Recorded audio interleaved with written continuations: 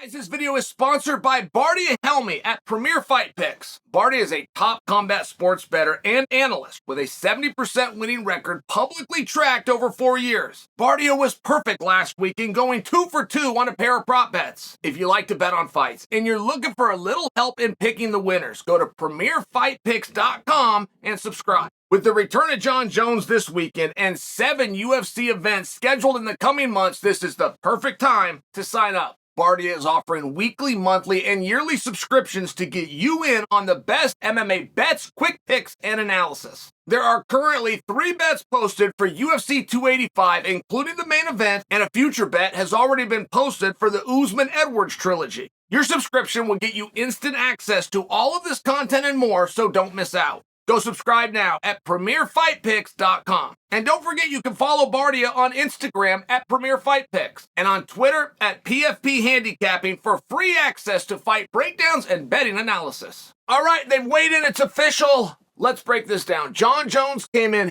heavier than Ciryl Gane. Now, it was only by a pound. Jon was 248. Ciryl came in at 247. Ciryl very consistently is that higher part of 240 and just south of 250. So very consistent for Ciryl. Not a lot to see here, but obviously the highest that Jon Jones has ever weighed in by a factor of 42 pounds.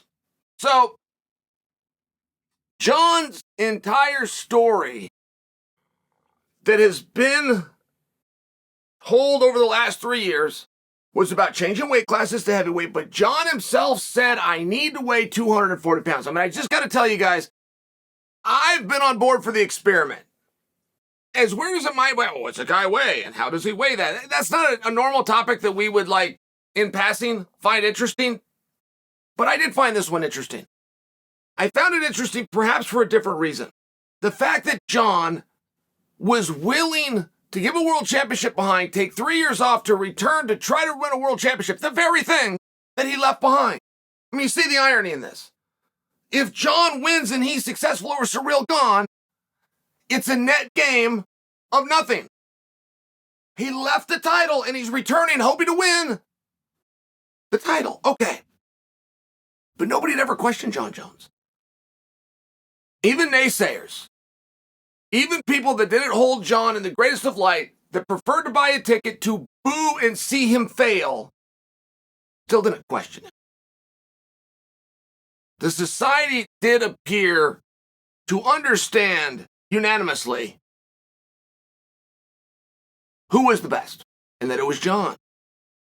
Jon himself that questioned Jon. That's what made it interesting. Jon himself saying, I'm not big enough to go with these guys. I need to change some things about myself, about my approach, about my strength, about my physiology, so that I can change the tactics to invoke the strategies necessary to have success at the heavyweight division. And I just have always wished that Jon would expand upon that. If I was to take that on with just the simple grains that Jon's putting down, he's saying he's not big enough to go with the heavyweights. Well, he must mean he's not big enough to go with some of the heavyweights. I mean, he must mean that. Whether he said it or not, that must be what he means. Stipe was weighing in, and Stipe was the champion when Jon left. Stipe was weighing in at 231 pounds. As low as 230. But in his last 3 fights, as high as 235. Jon Jones walks around about 228. 228, 235, it's the same thing, right? But there was a guy floating around the division that looked to have a real shine to him, and his name is Francis Ngannou, and he was much closer to the limit of 265. So when Jon said, I need to take a minute, I need to take some time, one would guess he wasn't just talking about to compete or to win or to even win the championship. He's talking about to be the guy and to prove it, to win the championship and then go out and defeat the field. I would assume, I've always assumed that to be true, and I do have to give Jon a lot of credit in this regard. Changing your body, changing your physiology, making this commitment, coming back. He was willing to fight Stipe Miocic. If the only thing is size that matters, and not only is that what's being told to us, I think we could accept that, right? I don't think that we could really believe that Jon is scared or intimidated or unfamiliar with a physical tool that somebody in the heavyweight class has. Jon has told us his only reservation is size. And I think that we would believe him. I think that we would have to take that as sincere. So when you change that size, and he was willing to fight Stipe, I'm talking about Jones, he was willing to fight Francis. It looked like that's who he was going to fight. He was all in. And now he's going to be taking on Ciryl Gane. I mean, these are three very different guys with three very different skill sets that come in weight-wise at three very different numbers. And Jon didn't flinch. I think that there's something about that has to be appreciated by Jon. Now, the rest of the story is Jon was so dominant at light heavyweight, nobody wanted to see him fight. Jon was not a draw. He was not a star. He was a really good fighter, and they would main event him. And he had all of the pieces. You'd bring him out to the press conferences, and you'd send him on the big-name shows. You did everything with him that you should do with a star, but he wasn't. There was thousands of people at Jon Jones fights dressed up as empty chairs. How do you change that? Why is it? I maintain that it was a lot like what Roy Jones Jr. had to go through in the 90s. He was just too good. Simple as that. I appreciate your skill, but my $50 and 2 hours of my time is worth more than your skill. I have to have something competitive. There's got to be a story that I don't know the ending of. I think that's what bit Jon Jones. So the entire reason of going up to heavyweight is we are now going to take something away from Jon and we're going to hand it to his opponent. Something, whether true or not, it has been believed to be true from the beginning of time, which is an advantage due to size. We're going to give a size advantage to Jon's opponent, and wouldn't you know, he gets on the scale today, and Jon's the bigger man. He outweighs his opponent, which takes 3 years.